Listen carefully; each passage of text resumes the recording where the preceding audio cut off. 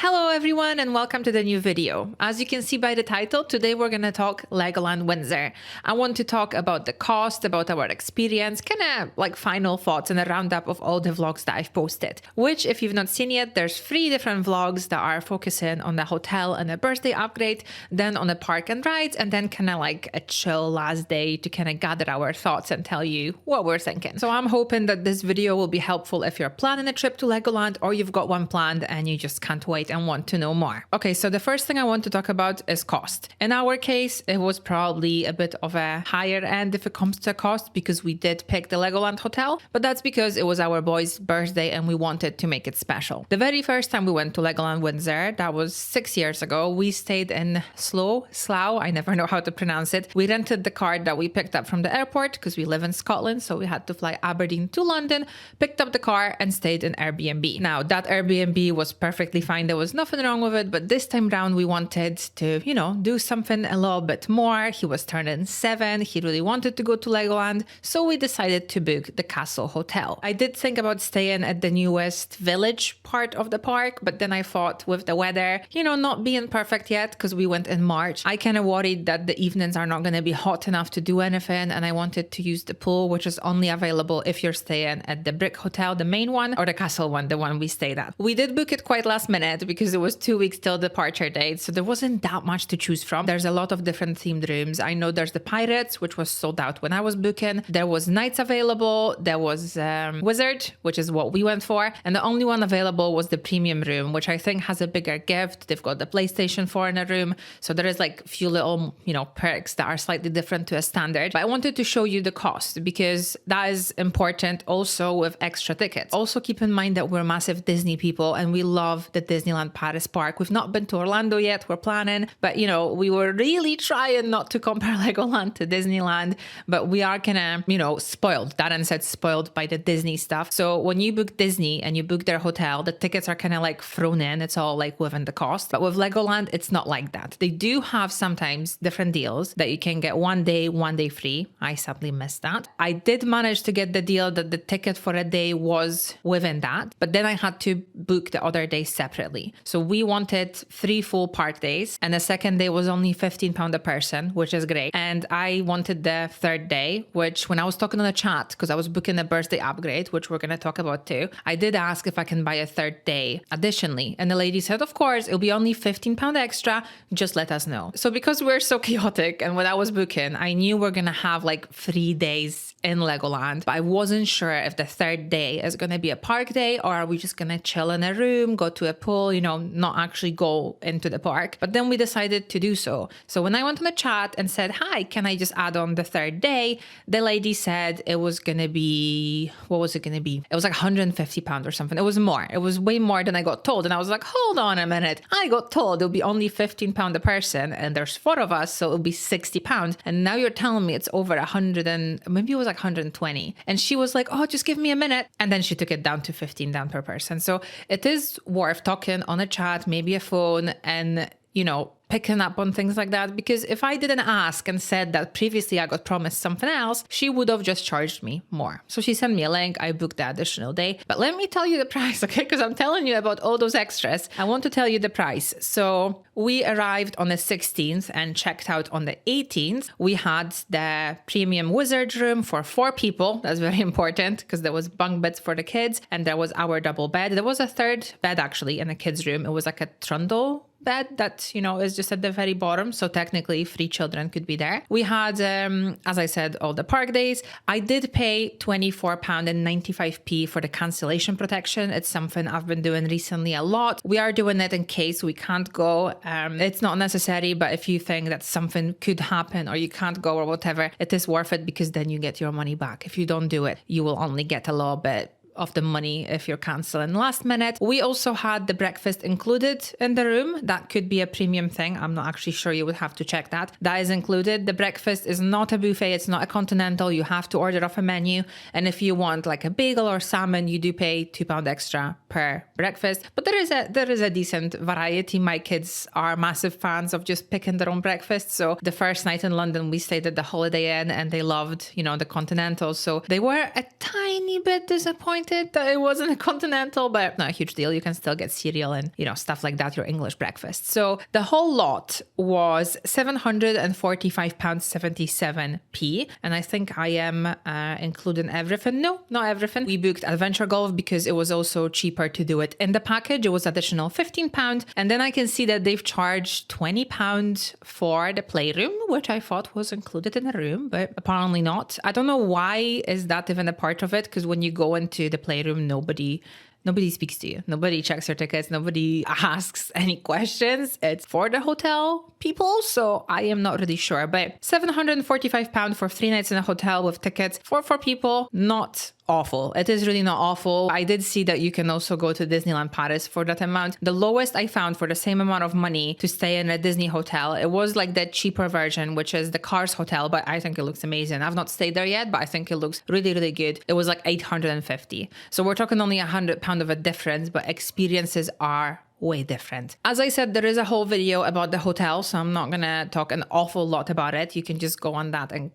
see yourself what we thought. See the whole tour, actually. We've done the whole tour. The kids also show you how to do the mystery gift, because in a room you do have a safe, and every room has that. The gift's just very dependent if it's a standard or a premium. And they have clues all over the room that they have to work out to get the code on a safe, and then they get gifts, and every kid gets the same gift. It's not just one, Lego to split between the kids. If there's 2 children, there'll be 2 of each. So that's really, really great. It's really, really fun. It's quite cool that they do that and that you've got all those clues and stuff. So you can see that video. I think the hotel was well worth it. I really liked it. I love the theme in. I'm glad we stayed there. It made it so much easier to go into the park. And as I mentioned in the beginning, we also got the birthday upgrade. I wasn't too sure about it. I wasn't sure if it's worth it, if it's not, but my boy loved it and it made it really special. It was £160. And I'm going to read to you what you actually get in it, because they do send you an email once you've booked it, telling you what you're going to get and also different options if you can pick stuff. So you get the welcome refreshments in your room. We got like 2 Fantas, 2 Oasis. I don't know if there was cola, Dr. Pepper or something. That was it if it comes to refreshments. The choice between chocolate or Victoria sponge cake, a Lego gift bundle, Lego minifigure plush, Legoland roleplay sword, driving license voucher, really cool because that's again about like £12-13. A VIP birthday blanket and banner. My boy loves the blanket. He sleeps with it every night. Exclusive VIP lanyard, VIP pop badge, birthday card, activity sheet, cluster of balloons, and VIP concierge service. Now, not sure what that means.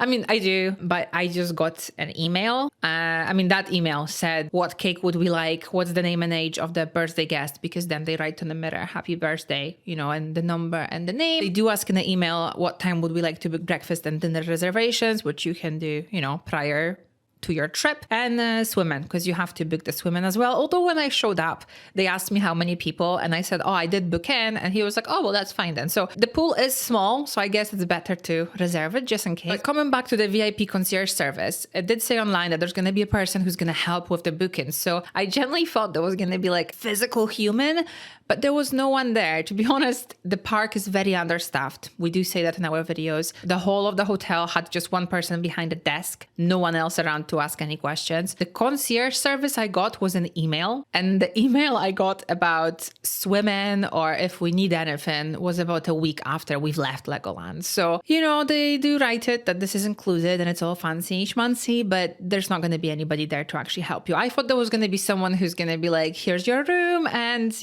do you need any help? I mean, employees are fine. The ones that work with the mascots are very friendly, but some of them you can just tell they don't want to be there. In fact, something that we've compared to Disney, and we've not been there loads, we've been there twice, but again, spoiled by the Disney magic. The employees in Legoland, some of them, they were just not having a good day. I mean, there was one guy that was operating the Coast Guard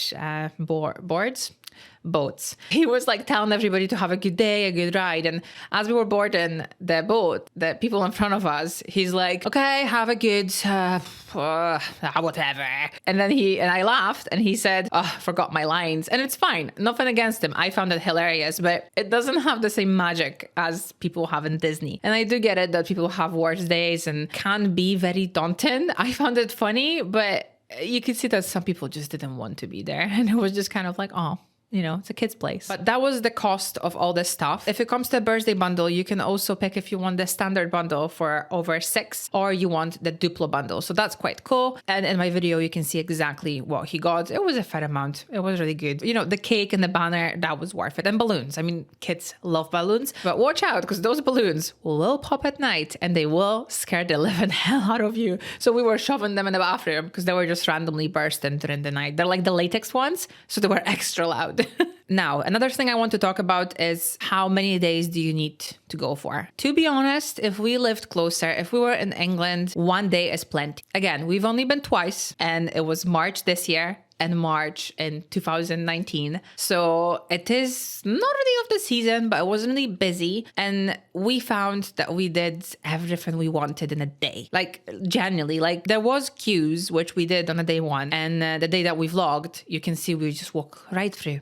During the week, right through. Funny thing, the mascots did not appear at the weekend, but on Tuesday, they were everywhere. Weird, because you would think they would target the weekends more. What I'm getting at is that they have the reserve and ride system. They've got the regular, express, and ultimate. You pay a ton of money to get on a ride quicker. I don't know why, because you can go on it. I mean, I guess if you're going in the peak time, I think summer is supposed to be crazy busy. Maybe then it's worth it, but the whole park altogether has 55 attractions, but doesn't feel like it. We went middle of March, so approaching very closely to the Easter time, and it was lacking a lot. There's no shows, and from what I can find online, even though GPT tells me that there is shows in Legoland, I heard employees telling somebody else that there's no shows and they don't know when they're coming back. So all those stages, there was like an amazing pirate show that was really good for the kids, especially like when it was warmer, because March 6 years ago was quite warm. Everybody loved it. Doesn't exist. The Heart Lake City girls don't walk around. There's so many places set up for the shows and the shows just don't take part. Instead, you've got the 4D movies, which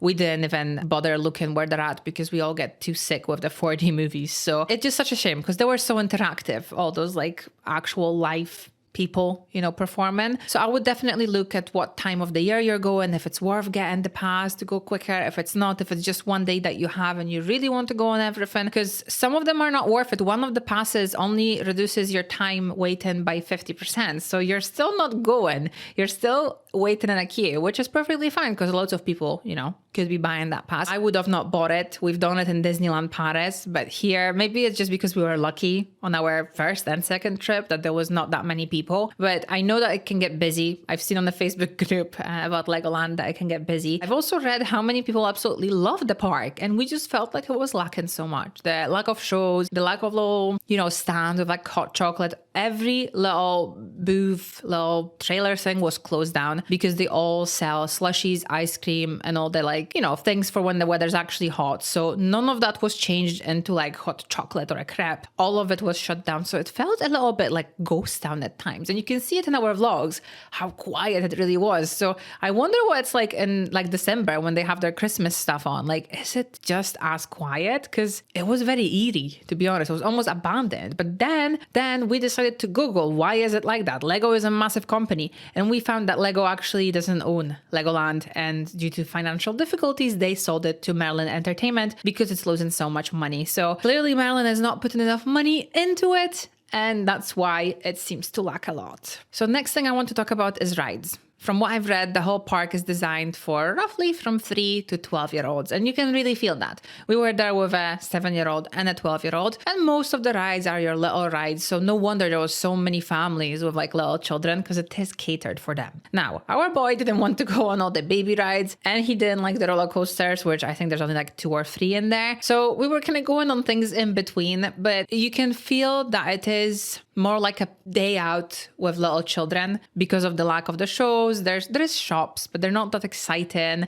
There's no parades. It seemed very, very quiet. The rides are fine. Personally, I've noticed that nothing changed in 6 years, and I'm not saying they need a whole new ride, but it feels like nothing changed. The ride that was just about to open 6 years ago was the Monster Party thing, which looks amazing. And I really hoped it was going to be something like a Haunted Mansion in Disney when you can, drive through spooky stuff. Then I Googled it and realized it's actually one of those rides that you sit at the very long table and everything spins around you. So you feel like you're the one going 360, which is not. So Again, something that could make us feel sick, but we were like, we're gonna go in, we're gonna see it, like we need to take it off. But it was closed, and it was closed all the 3 days, and the app didn't say anything, the website didn't say anything. And then I looked on Facebook and people said that it's such an on and off thing. They don't know why it's closed. I feel like the park is just so understaffed. They don't have enough staff to actually manage things. In one of the videos, I'm actually talking about the fast rides entrance and how people were just going in and nobody was checking it because there was barely any queues. So nobody was checking it. And I don't think that's fair. I feel like they should still kind of have it separately. We ourselves went into Ninjago and went through the fast lane because it was just quicker than, kind of going like this in the big queue there was no one there. So, but nobody was questioning it. It kind of felt like a free for all. And we did decided that, once every 6 years is plenty. Darren even said he wouldn't even be that bothered if he never came back, which is such a shame. It's such a shame because Lego has such a massive potential. And I feel like if Lego actually owned the park, it would be different. So I don't want to put you off it. If you're going in summer, maybe things are opening. Maybe there is going to be changes. Maybe there will be more food places because it just generally felt like there was not enough for 3 days. By the third day, we were just kind of hanging around being like, well, what do we do now? Because there's only so many times you want to do the same ride if it's just like,